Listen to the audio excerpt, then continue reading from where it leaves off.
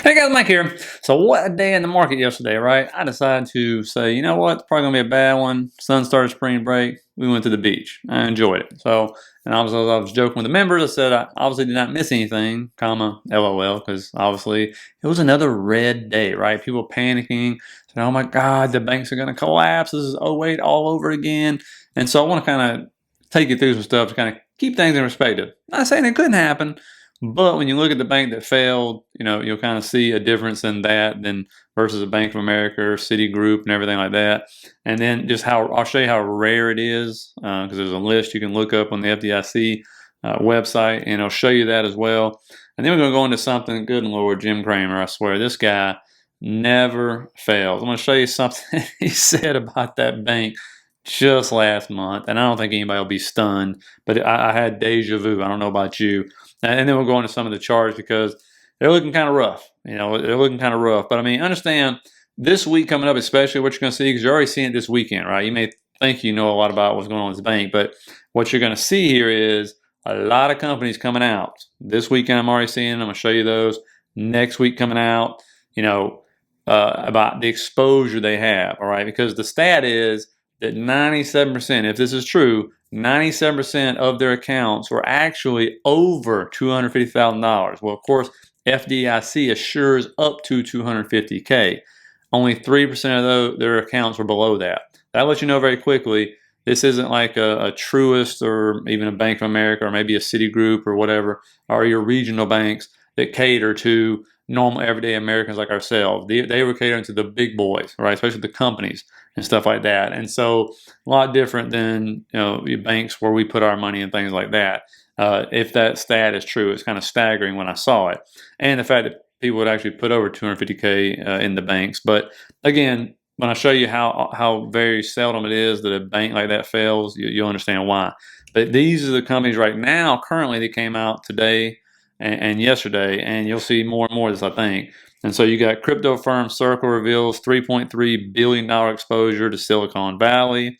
And then you got Roku, this is a big one, says 487 million of its cash, or 26% of its cash, was held in Silicon Valley Bank. And if that stock don't drop Monday, I'll be stunned. Roblox, 5% of the $3 billion, so roughly 150 million, was exposed and setting in that bank as well. Bill, I have no idea which company this is, but they're sitting down there. You can see they have about 300 million sitting at SVB. And then this is what I'm talking about. When I show you the list right here, this is the failed bank list. You can get it right there on FDIC. Look how many in 2022 and 2023. One. This is it. Okay, according to their list right here. You look in 2020, you can see you had, was that 4? 2019, you had 4, didn't have any in 2018. And so what I wanted to do was go back to a real hard time. This is the dot-com bubble, right, which was a terrible time. And what else did you have? A lot of dot-com companies that came forward through certain banks that helped them come public. And so a lot of companies went bankrupt, right? But look at the amount of banks that actually went under. It's not a long list. And when you look at the names of those banks, right, your big major banks, okay?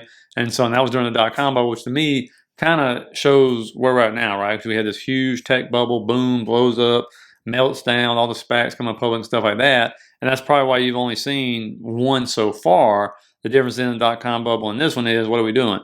Raising rates. Okay, and look, you're going to see the thing going, the little chart that shows, when the Fed raises rates, what happens? They break something. It always happens. And again, I've been on record, and I'll stay on record until it proves me wrong, that the economy and the market just isn't set up anymore to sustain these high interest rate levels and things like that. It just isn't. But again, when it proves me wrong, I'll admit I'm wrong on that, no problem.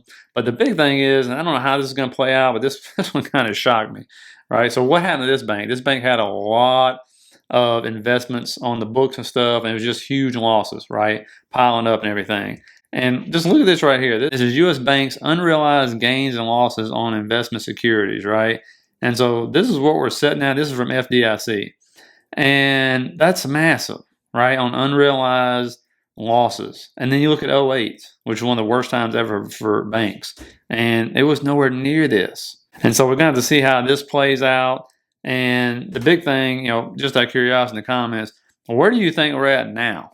That's really the big one on this paradigm. We have fear, we have capitulation, What are we at here? Return to normal? You think we're at despair? And if you get anything out of this, guys, please hit that like and subscribe button. I really appreciate it. And if you're new, think about subscribing. If you like this content, I really appreciate your support. And the big thing, the reason why I point out what kind of bank this was, because they're worried about contagion, right? That's the big one. All about contagion, spreading to the other banks, because there are other banks that are going to have exposure to this bank and stuff. But really, would snowball the effect, and it could happen if all of a sudden you see a big bank run, right? Like we just panic. This is what happened in 08. I remember doing this. I remember literally closing out the accounts and taking the money home, and I bought a safe, right? Because you've never seen anything like it. Banks going under, people couldn't get their money out, right? So if people start, running to the banks and just start pulling all their money out, trying to transfer it over and putting it in treasuries, whatever they're doing, that's when you can have a real problem. Now, the other thing is, we really don't know what's on these banks' books. People think they do. But there's so much behind the curtain, we just don't know. Right, and if we keep raising rates and things do, a credit crisis happens and things happen, sure, absolutely, you can see it happen. Should it happen? Not really, because of who this bank was and what kind of dealings they had. But the biggest thing I'm looking for is, how does the market react to all these companies that are coming out saying, hey, we got a lot of exposure? And I mean, think about it, if you're Roku and you're telling me that 25% of your cash, which is a lot, right, was tied up in one bank, and can you even get it back? That's a huge problem, especially in this kind of environment we're going into economically, right? And so we need to see how the market's going to react to that as well, because it's not just now the role on the banks and everything; it's the role on all these companies that have exposure to it. And so, and like I said, it'll come out more, and more companies will have to come out and start divulging what exposure they have, how much cash they really have on hand they can get to, right? And I'll be honest with you, I don't know when a bank fails. I'm not going to bother researching it either, by the way, and waste my time with it. I know what happens in a bankruptcy. I don't know when it comes to FDIC just taking over a bank and how those people, if they ever get their money back, or how that works. Okay, so if you do, put it in the comments, please. Again, look at that list. It rarely happens, so I'm not going to waste my time with that. And so, but again, let's see how the market reacts to that. Now, looking at the S&P, and I'll bring a lot of these charts up tomorrow for you. I already got ready to go, but I want to keep this video a little shorter. And you can see, obviously, it looks terrible. Huge red candles. A lot of stuff happened here, right? Fell below the 200-day. Actually, it's way below the 200-day moving average now. It's sitting right on the anchor VWAP from the 2020 crash, believe it or not. It's actually below that. Fell back into this channel, right? Broke through that trend line. And so you look at the 5 minute, what I'm talking about here. You can see it below the 200, below that anchor VWAP. And so, this is going to be interesting to see how the market reacts. Do we get another big sell-off Monday with all these companies coming out and this fear of, oh my God, who's exposed to what, contagion, anything like that? Because remember, the market will take full advantage of a moment like this. It loves a moment like this. Anytime it can get people scare you to death and just sell, and get all those red candles, it loves it, right? And I'll show you something from our buddy Dan Niles at the end here of what he's thinking is going to happen. But this is those moments, right? And I mean, don't get me wrong, if it was Bank of America, JP Morgan, stuff like that, I think it'd be totally different and justified. And I'm not saying there's not going to be exposure. I'm not saying banks won't be under stress, because this is an environment, it most likely will happen. The Fed will eventually break something, right? That does happen. What's even more dangerous to me when I see stuff like this, though, is it's going to be one of those big banks are going to swoop in and buy this bank up for pennies on the dollar, right? And what does it make that bank? It make that bank even more bigger. And we keep getting these huge, gigantic, can't fail type of banks now, which to me is worse. They always say don't put all your eggs in one basket. And so that just, to me, puts us even more at risk. But understand the FDIC, and one of our members shared a video on this, they'll just swoop in quietly, literally quietly, come in town under different names where nobody knows what's going on, take over this bank, try to make sure people under 250K get their money back. The people above, again, I don't know how they work that part out. If they ever see their money again, if it's even there anymore. But and the Fed will start bailing people out. That's kind of how it works. They're not going to let the banking system go under, because they saw what happened in 08. They'll bend over backwards to make sure that does not happen, supposedly. We'll have to see on that. But this right here, somebody sent this to me, and I appreciate it from them. But this is our old friend Jim Cramer, and this is last month. Listen to what this man, who has millions of people following him, millions of people follow his advice, look at what he had to say about this bank that just got taken over by the FDIC just last month now. The ninth best performer year to date is SVB Financial, don't yawn. This company's a merchant bank with a deposit base that Wall Street had been mistakenly concerned about. SVB is the old Silicon Valley Bank. Recently bought one of our favorite research firms, Moffett-Nathanson, and it's become less dependent upon private equity and venture capitalist offerings. Wait a second. Those dried up last year, they could come back.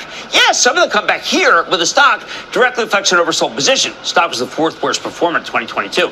I think the fears were not justified. It's a very compelling situation. Hey, by the way, long-term private equity and venture capital, they're not going away. Being the banker to these immense pools of capital has always been a very good business. Stock's still cheap. And so the stock is still cheap at 320, and then he went on to say in an interview that the gains that it has been seeing is just getting started. There's going to be way more gains to be had. Now, what I mean by deja vu is this right here. Okay, Peter writes, should I be worried about Bear Stearns in terms of liquidity and get my money out of there? No, no, no. Bear Stearns is fine. Do not take your money out. This is really, look, if there's one takeaway other than a plus 400 somewhere, Bear Stearns is not in trouble. I mean, if anything, they're more likely to be taken over. Don't move your money from Bear. That's just being silly. Don't be silly. And of course, 6 days later, Bear Stearns, toast, right? But the thing is, people make mistakes. God knows we all do. But don't we learn from our mistakes? Like, I love how he's just like so adamant. If that's a huge blunder, and then you do it again, and then this happens again, right? I think it affects a lot less normal everyday Americans, but it's just amazing to watch. And there's another, I forgot the other bank I was going to put in here. Now he's pushing another bank after this. He put out Saturday. So, it's just, it's amazing to see it. 320 still cheap. Yeah. And I don't know. Let me know what you think down in the comments. Good Lord. But now, to end this, I'll tell you this. Here's our friend Dan Niles. Remember, I tell you, look, listen to people, follow people, just, take food for thought of people who have been, pretty right, 2022, maybe even 2023, of what they're doing and what they're seeing, right? And what he goes on to say is this right here. The Fed keeps raising until something breaks. Yep. So he's saying he thinks it's going to be 25 basis points on March 22nd.